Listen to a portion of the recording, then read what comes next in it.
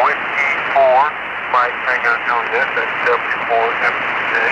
I just heard you guys have met Qso, and just want to let you know again, do a follow on the YouTube there.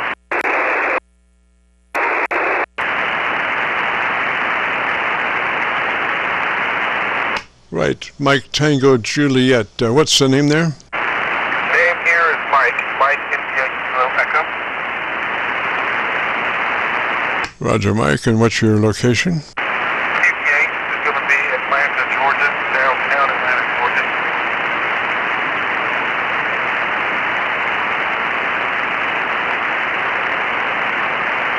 Roger that. And what radio are you running, sir? The seventh here, UTA, is a 7300, driving a Marathon. That's Alpha Lima 811 amplifier, pushing about 500 to 600 watts. The antenna is a homemade 40-30 meter dipole. Down in Atlanta, Georgia. Roger. Well, if you got a copy on me pretty well, if you need a setup, we can do it. The first thing is to be sure that, well, what radio are you running in? I'm running the 7300, and I'm getting a solid 5.9 here at my community. I have a high wind floor around the S5, and you're a 5.9 plus at times here. Oh, Roger, Roger. Okay, so make sure you're in that wide transmit bandwidth, 100 to 2900. You have three selections on that 7300, and we're looking for you to be in that wide one, 100 to 2900. That gives you just a slice of daylight before you're into somebody else's conversation. QSL, how is this sounding? I forgot that I was narrow transmit whenever I was trying to get to the X station. Oh yes, sir. That makes all the difference. Your syllabic range comes up, and I can understand very easily what you're saying. Before, the whole top end was missing. Roger. QSL. Thank you for helping my audio. I didn't know it was cutting off my transmission that much, or I knew it was making my bandwidth a little bit smaller, but I didn't know it made a big difference in audio. Oh, yes, and that's the thing. That's when we want you to be in that wide mode, and that gives you, 100 to 2900, and then just a slice of daylight before you're into somebody else's conversation. Roger? Roger.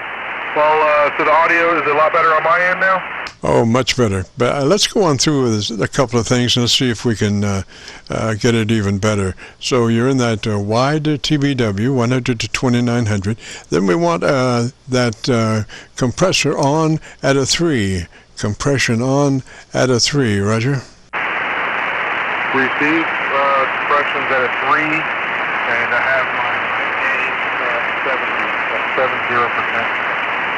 Okay, so now let's go to your ALC with mic gain in hand, and as you say the magic word audio, don't stress it, just say it like you would say any other word, and adjust your mic gain until your ALC meter is running 2/3. Roger? Receive. 1 second. Audio. Testing audio, Whiskey 4, Mike Tango Juliet audio. Oh, that sounds beautiful. Now, tell me the best thing you like about your radio.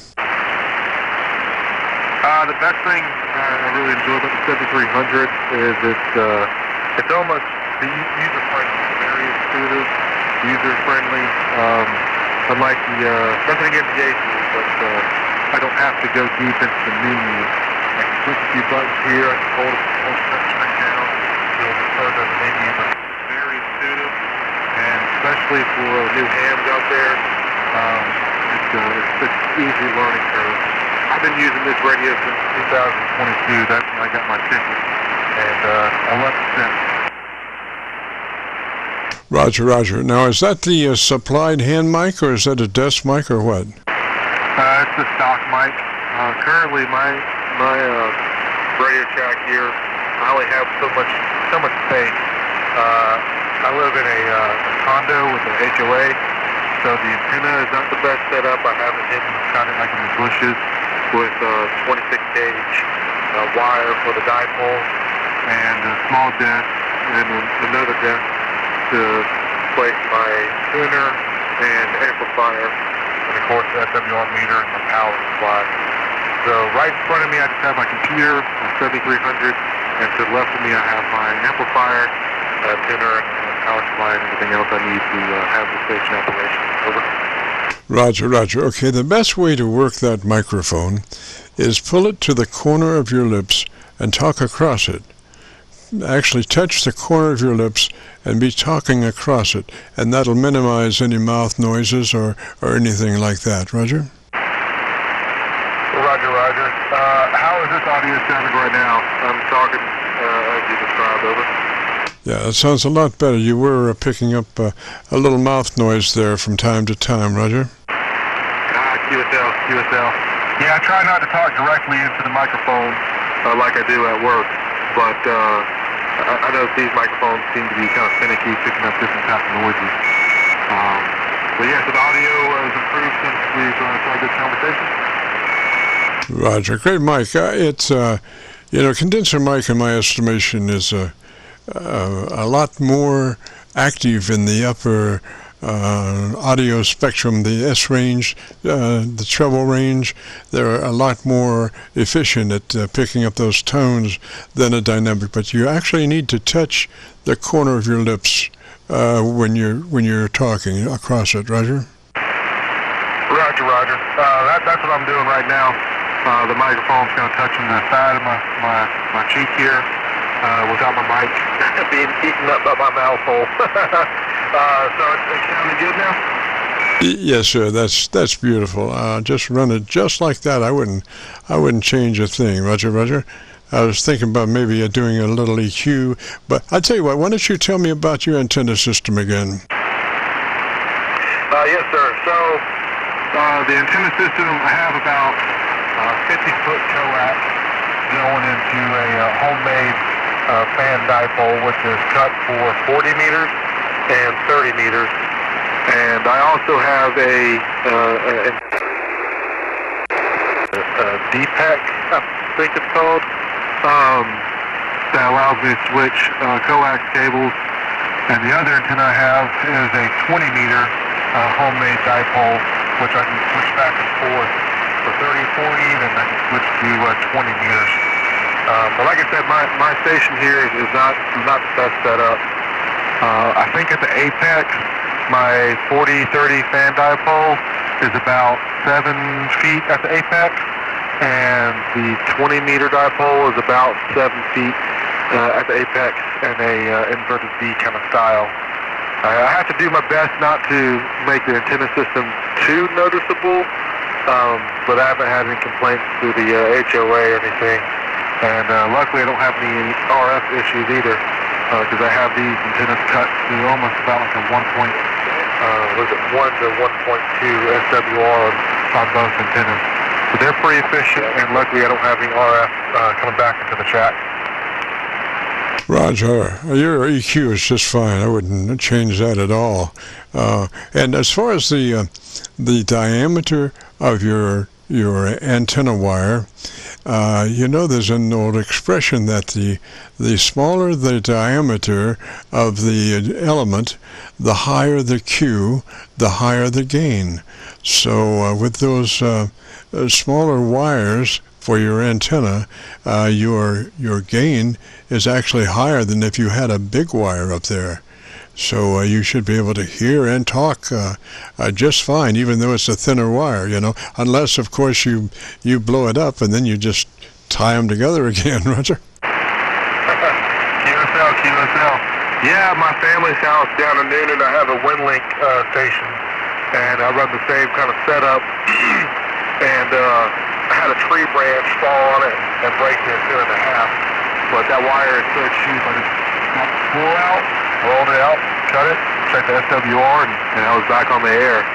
So these little cheap antennas that I've made have worked a lot better than some of the commercial antennas, more so the verticals. They seem a little bit more efficient.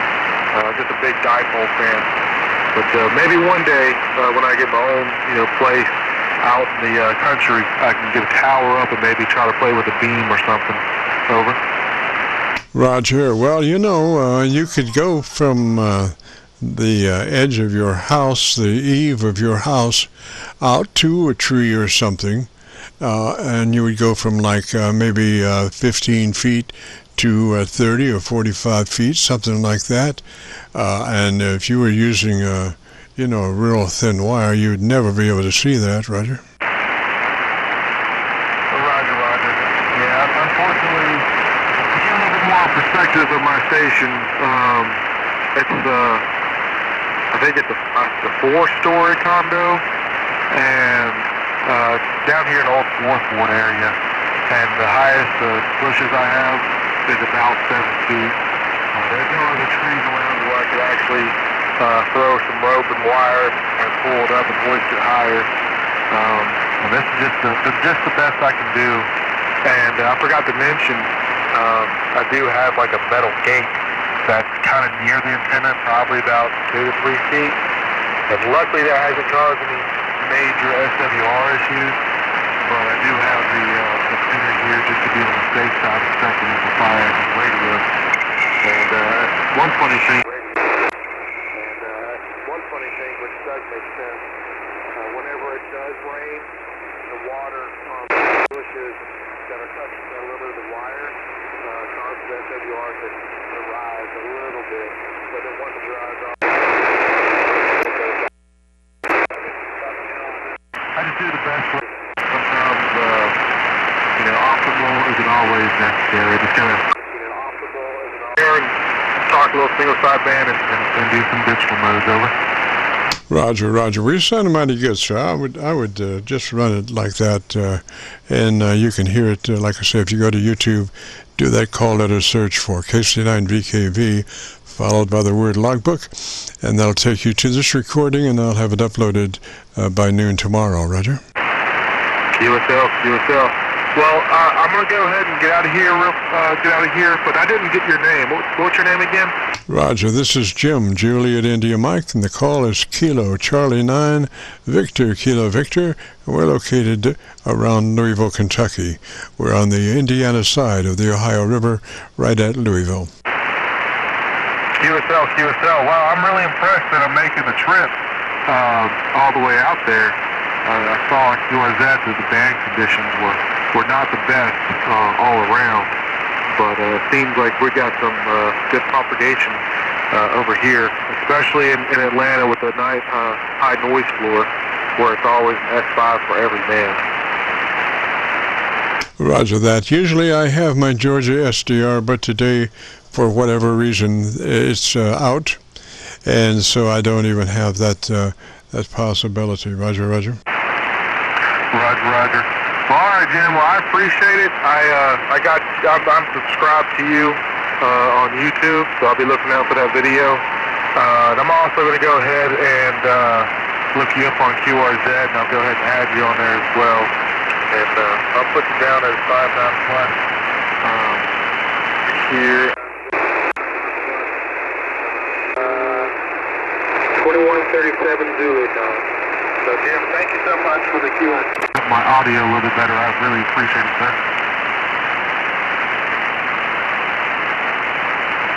Roger, Mike. Roger. You have a good afternoon, sir. And if you get a chance, join us next Friday. We'd love to have you. This is the Friday afternoon Qso-Vlog network, and now I've got my PA-SDR back. Life is heck when I don't have my PA-SDR. That is a really go-to SDR, and when it's down for whatever reason, it really is a problem. Anyway, this is the Friday afternoon Qso-Vlog net. If you have a radio you want to check out, give me a shout.